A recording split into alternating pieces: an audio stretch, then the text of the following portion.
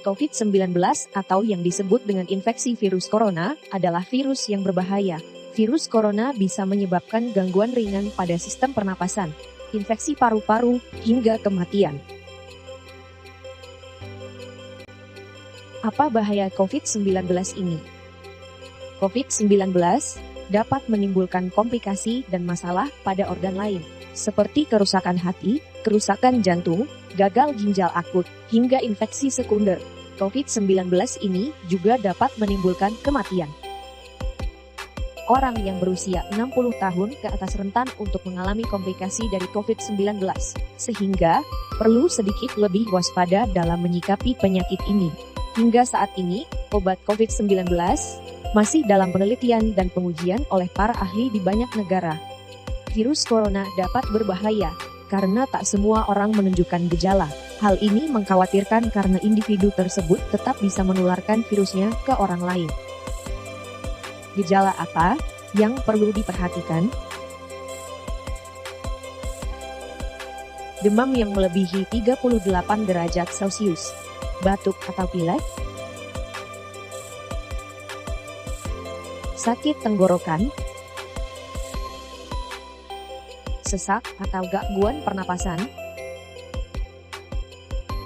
Siapa yang berpotensi terpapar virus corona?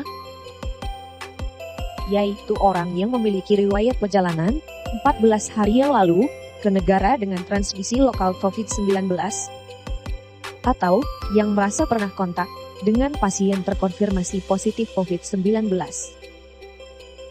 Apa yang perlu dilakukan jika memenuhi dua kondisi tersebut? Bila Anda merasa sehat, maka dianjurkan untuk melakukan karantina diri di rumah selama 14 hari sambil memonitor kondisi tubuh.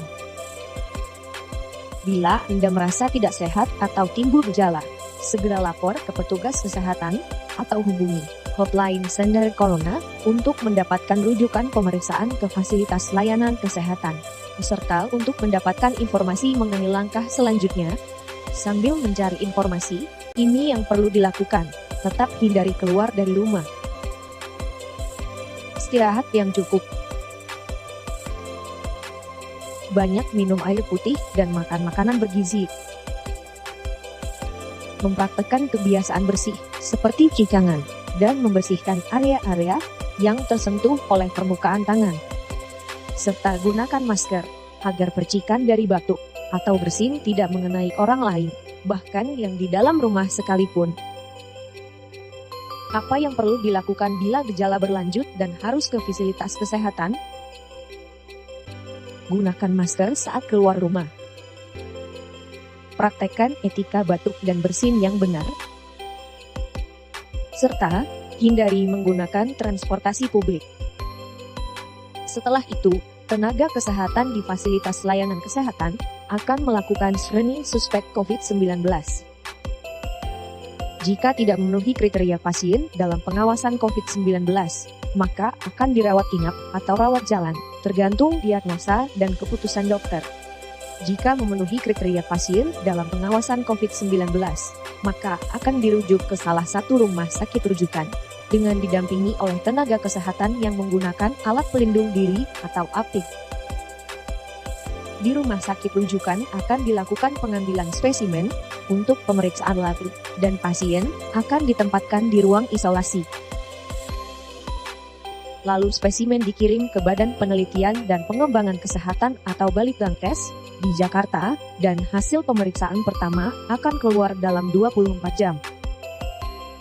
Jika hasilnya negatif, pasien akan dirawat sesuai dengan penyebab penyakit.